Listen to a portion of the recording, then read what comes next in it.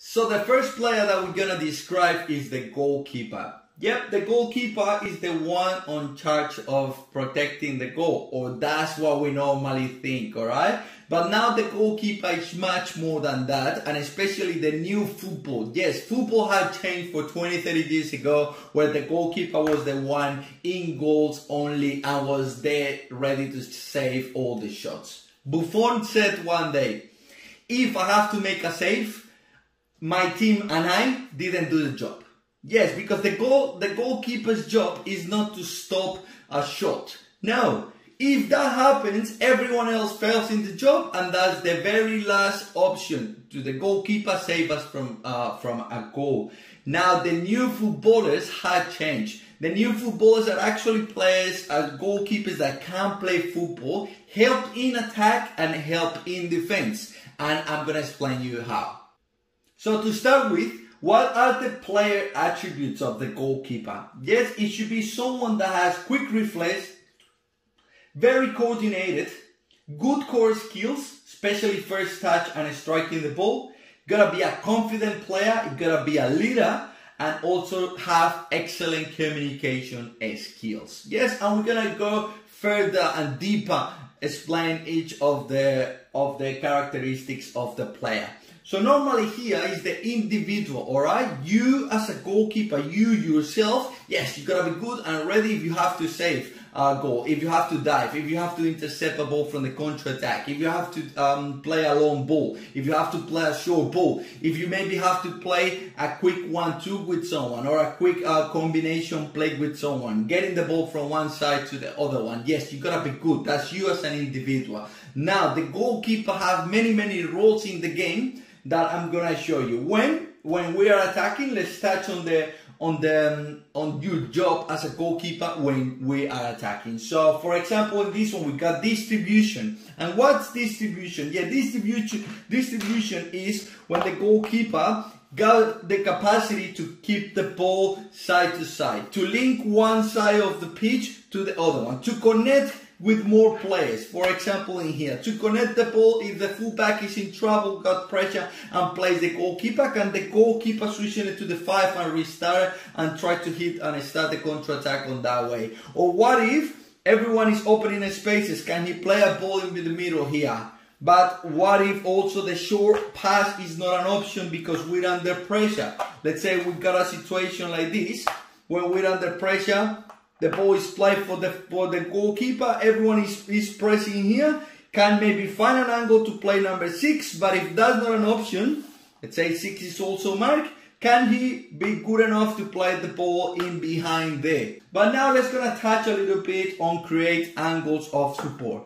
So as we said before, in football, goalkeepers used to be the ones that were in the goal, there, ready to dive and save. Now it changed. Now sometimes we need, not sometimes, every time, the goalkeeper need to provide an option and need to move out of the area. For example, in this situation, number 11 apply pressure to number 2, he's facing towards our goal, he needs to play back. The goalkeeper, if the goalkeeper is here in the middle of the goal, while the ball is traveling, number 9 is going to come and apply pressure, alright? So what if the goalkeeper comes? Yes, short distance, he got space, he received the ball here in the air. What's the problem? There is absolutely no problem for the goalkeeper receiving the ball up here. No. And then if everyone starts pressing, yes, can he find a way to play a ball through here? Or maybe a long ball. And when the ball is played up, your job is to push everyone up and you get back covering the center. In possession, you should be another player. In possession, the goalkeeper should be someone that we can play the ball to. Someone that the center back plays the ball back with no problem, and he's gonna solve that situation. If it's too risky, you're always gonna have the option to just kick it away. We restart and we get back in a defensive shape. So no problem with that. Now, can we start counter-attacks out of the goalkeeper? So the goalkeeper is someone that if the situation looks like this, where we got our players committed at the back, but also they got a high block here. They're actually in attack, they got the ball here somehow, but then they lose the ball with you. and you got the ball. Maybe number 7 tried to shot from here and you got it. And you see, you identify that they have too many players up there in the field. So they are attacking, they committed an attack. Can you quickly, instead to wait for them to come back, can you hit them with a disorganized defense? And can you quickly play that ball over there? So goalkeeper, you also responsible, and that's your decision making on get the ball, identify the free player, and go and play that ball and start a counter-attack. But let's say, as soon as you get it, these players and 2 and 5 were marking, and they were like this, and everyone else is marking the field, and these one are coming back. Alright, so then what you need to do is keep possession. You don't need to risk it anymore. You see the counter-attack is not on. Alright, just stop there, come back a little bit, maybe get one of the center backs and start playing. Okay, now we're gonna talk in the transitions when we lose the ball, we have possession and we lose the ball, but also when we win possession. So, when we lose the ball, there are some stuff that I really want to see. For example, a starting point is the goalkeeper needs to know how our team performs in defense and how our team behaves in attack. So if the goalkeeper knows what is our defensive formation, he's gonna know where everyone should be. So let's say we're attacking, number 9 is attacking with the ball over there, where the goalkeeper should be. Here in the goal? No, he should push, so that allows us to have a compact team, and he's gonna be the one that covers the spaces behind the center back and behind the last line of defenders. So let's go. Let's say we're attacking like this. Number 10 somewhere up there. Number 8. Number 5. Number 2. And we got the team all committed in attack. Alright? Everyone wide, everyone is spread. Maybe we got this situation. The goalkeeper here. Look at how important it is to have this space covered. Yes? I don't want goalkeepers that allow this space. And the reason why is, if we lose the ball, let's say they recovered the ball for one reason and we like that, and they got number 9 there, okay? And these guys send a long ball in this area. The ball is traveling towards the goalkeeper. But if you allow too much space, normally a quick striker that maybe gets quicker than the fullback that has to turn, the center back that has to turn, and he gets the ball, it's gonna be a 1v1. Alright, but what if, yes, they're in line, maybe it's gonna beat the center backs, but when the ball is traveling, if the goalkeeper is here, he's gonna be able to attack that ball. Get to that ball first and just rid of it and get the ball back in here where we got more people in their field. But if not, what happen is he can control, even if he's under pressure, he's gonna have the chance to play. And I really need to have, and everyone in a team need to trust the goalkeeper. And if it's a goalkeeper that can control the ball and play, my friend, that's what a team needs. That's what a coach will see in a goalkeeper. So that's your job in that transition. As soon as we lose the ball, can you be ready for the long ball and get it? That's one of the jobs.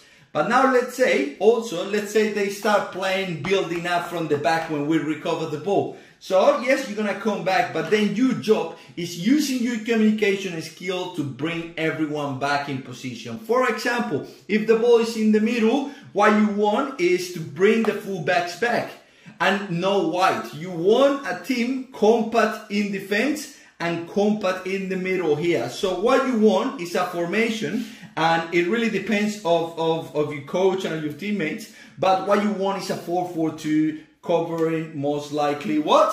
The middle of the pitch.